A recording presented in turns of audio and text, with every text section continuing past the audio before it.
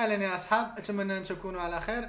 اليوم سوف نتحدث عن حروف الجر، ولكي لا أطيل عليكم وتأتيكم المعلومات كثيرة ولكي تستوعبوا بشكل أفضل، كل فيديو سوف نأخذ حرفين من حروف الجر. اليوم اخترت لكم الحرفين الأكثر استخداما والمتشابهين في استخدامهم، التي هي أ وإن. بالنسبة لأ نستخدمها مثلا عندما نستخدمها مع المدن أو الأماكن الصغيرة، وبالنسبة لإن نستخدمها مع الدول، نستخدمها مثلا مع الجهات أو الأماكن الكبيرة أو الجزيرة. أعطيكم أمثلة لكي تفهموا أكثر أفضل. مثلا أريد أن أقول مثلا أسكن في تورينو. ماذا ستقول؟ أسكن في تورينو. تورينو جيد. أسكن فيفو a Torino. فيفو a Torino. مثلا sono a casa. sono a casa هنا المنزل مكان صغير. sono a casa أنا في المنزل. و sei a casa. dove sei? sono a casa. sono a casa. ولا مثلا abito a Roma.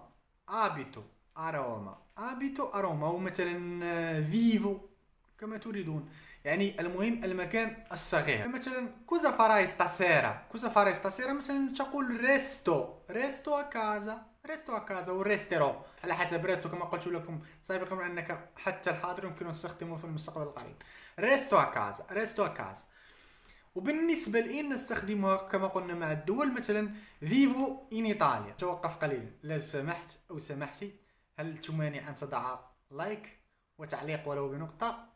إن كنت لا تحب ليس هناك مشكل، لنتابع. مثلا فياجو إن ماروكو. فياجو إن ماروكو. فياجو إن ماروكو. مثلا أبيتو إن زونا. هنا لاحظوا زونا كبيرة، مكان كبير. الكازا في الزونا، المنزل يوجد في واحد المنطقة، يعني هنا نقول إن زونا مثلا دي. مثلا هنا أسكن أنا في مكان مثلا بارييرا دي ميلان.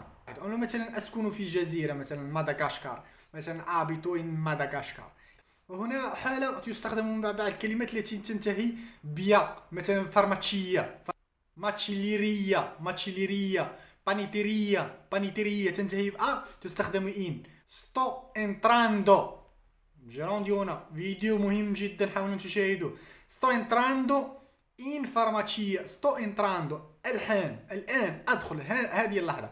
ستو انتراندو إن فارماتشية. وكذلك الكلمات التي تنتهي بالأخير بكا، مثلا مثل بيبليوتيكا. بيبليوتيكا. سونو إن بيبليوتيكا مثلا أنا في المكتبة. أو هناك بعض الكلمات مثلا التي يجب عليك تذكرها، ولكن أنا حاولت أن أستنتج كيف يمكن أن أعرف.